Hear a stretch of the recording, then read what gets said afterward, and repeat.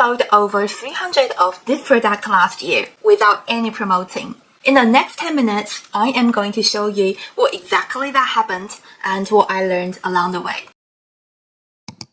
I started selling on Etsy 3 years ago, but to be honest, I was never really serious about it at the beginning. Making candles has always been just a hobby for me. I love the process of designing and creating and making candles. It's like a therapy. The idea of selling them on Etsy wasn't even come from me. It's actually from my partner who suggested it. And I was like, why not? And that's where the story begins. Back then, I would only list a few products when I feel like it. No plan, no strategy. I would just take some quick photos and sometimes really silly ones. And because I didn't really believe that anyone would actually pay money to buy my art, so I procrastinated a lot. That is why my shop stayed super small with only a few random listings all the time. I actually started marketing in university, but I'm embarrassed to say that because when it comes to my own business, the idea of branding never even crossed my mind. The reason why I chose Etsy was simple. I had zero online presence, no audience, no community, no followers. I wasn't promoting anything at all. So Etsy feels like a perfect place for someone like me, a little creator with no audience, to at least get some exposure. And yeah, sometimes Etsy's algorithm did bring people to my products, but it's quite slow because let's face the facts, the platform would prefer pushing some products that is already trending or get a lot of 5-star reviews. So small shops like mine have to work really hard to grab people's attention and ask people's reviews. But last year, something really unexpected happened. For some personal reasons, I took a gap year and moved back to China temporarily. And during Christmas, completely out of blue, one of my products blew up. I didn't do any promotion or marketing. It just started selling like crazy. I was shocked. My boyfriend, who is now my husband, had to help me pack all the orders while I was in China, scrambling to get them made and shipped to the UK. I even had to cancel some orders because we just couldn't keep up. The whole experience really opened my eyes. I remembered thinking, wait a second, maybe this isn't just a little hobby after all. If over 300 people were willing to buy this candle from me with zero marketing, imagine what will happen if I started taking it seriously. So this year, after I moved back to the UK, I decided to finally give myself 1 year to start this business challenge. I am gonna rebrand my business, and hopefully, maybe I will rebrand my life along the way. So the best selling item in my shop is this 90 light gift box. I only listed it on Etsy last year, and honestly, it kind of surprised me. It's already been sold over 300 times, and I didn't even do any marketing for it. It wasn't even a proper product at the beginning, so let me tell you the little backstory. When I first started making candles, I was really into making intention candles. I would use herbs and crystals and blend them with wax and pour them into the metal tins just for myself. I never liked the candles from the big shopping malls because they tend to use paraffin wax and a synthetic fragrance. And my body is super sensitive. I get headaches easily. So I just started making my own candles. I would use natural ingredients like premium soy wax, essential oil blends, and I would choose high quality herbs and crystals for decoration. In that way, I could enjoy the cozy glow and the beautiful scent without triggering my health. And I would use my candles for things like meditation, praying, yoga, and bath time, just all kinds of personal care rituals. But one night when I was soaking in a bath, lighting one of my intention candles, suddenly this idea just hit me. What if I combined all my candle designs into one box? I realized that when people shop online, they can only see the image of my candles, but have no idea what my candle smells like. And honestly, scent is a huge part of choosing a candle, right? So I thought if I was a customer myself, I would want a sample of everything so that I can get a feel for it to decide which one I really want. That is how the 90 light gift box came to life. I made mini versions of all my 9 intention candles and tucked them into a craft box. It turned out to be the perfect discovery box. Each box includes 1 aura cleanse tea light, 1 divine goddess tea light, 7 chakra tea lights. I really believe in the power of personal healing. We're not just walking bodies. We've got hearts and souls. These candles are meant to help you realign, reconnect, and recharge. Let me show you what's actually inside the box. The Aura Cleanse Tea Light is blended with lemon and chamomile essential oils and decorated with clear quartz, which is great for clearing stuck energy and bringing in positive vibes. And this Divine Goddess is blended with jasmine and bergamot essential oils.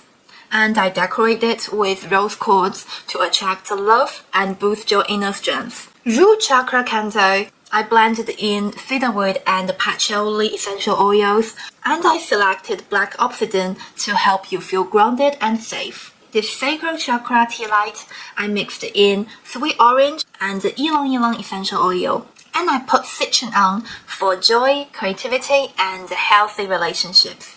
The Solar Plexus Chakra Candle, I mixed in juniper berry and grapefruit essential oil, and I put tiger's eye on top for confidence and motivation. For Heart Chakra Candle, I mixed in lavender and geranium essential oils, and I decorated with rose quartz to open your heart and promote love and healing energy. This Throat Chakra Candle, I mixed in eucalyptus and peppermint essential oil and with the stone of amazonite to support clear and honest communication. For Third Eye Chakra, I use rosemary and clary sage essential oils, and I use the crystal of lapis lazuli to help you trust your intuition and expand your awareness. Last but not least, for Crown Chakra, I use frankincense and lavender essential oil, and I selected amethyst for spiritual connection and clarity. And I also came up with 2 different boxes, a standard craft box and a limited edition for gifting. And when it comes to packaging, I like to keep it eco-friendly, like using craft paper and cardboard boxes. And by the end, I tie everything up with a little bow. I also love adding a handwritten note for that personal touch. It's all those little details that make it feel extra special. So I listed this 9 tea light gift box on Etsy, and to my surprise, it quickly gained attention and started selling itself. It's now become my best-selling product. And I received so many kind 5-star reviews that every time I read them, it warms my heart. Let me share with you something. Turning a hobby into a business is actually just a mindset shift. Taking action is where the challenge actually started. There is so much you need to consider before you quit your job and start building your own business. For example, how do I handle finance without having a stable income? What should I do when there's no sales at all? How do I cope when I'm burned out or uninspired? Let's talk about them one by one.